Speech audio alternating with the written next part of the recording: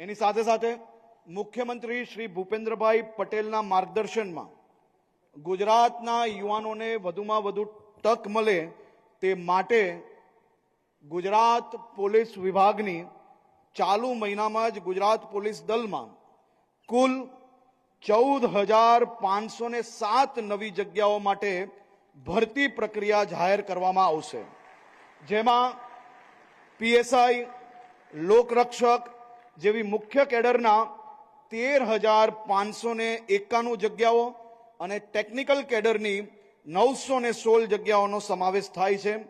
આ ઉપરાંત મેં કહ્યું એ પ્રકારે 12,500 યુવાનો જેને પરીક્ષા આપી છે, પાસ થયા છે, એવા સૌ લોકોને બી ટૂંક સમયની અંદર એમને એનાયત પત્ર આપવામાં આવશે। આપ સૌ યુવાનોને રાજ્યમાં જે ખૂણે ખૂણેથી જે સપનું જોઈ છે કે સરકારી નોકરી કરવી છે, એના માટે આનાથી સારો સુવર્ણકાલ આવી જ ના શકે। એ પ્રકારની વ્યવસ્થાઓ, ઝડપથી પરીક્ષાની વ્યવસ્થાઓ, સારી રીતે પરીક્ષા થઈ શકે, હકદારોને નોકરી મળી શકે, તે માટે ભૂપેન્દ્રભાઈ પટેલની સરકાર દ્વારા એક પછી એક મહત્વના નિર્ણય લેવામાં આવ્યા।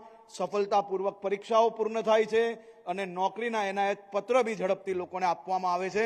તેનો જીવતો જાગતો અને સૌથી ઉત્તમ ઉદાહરણ એ આજનો કાર્યક્રમ છે। આપ સૌ લોકોને ફરી એકવાર ખૂબ ખૂબ શુભકામનાઓ, ખૂબ ખૂબ આભાર।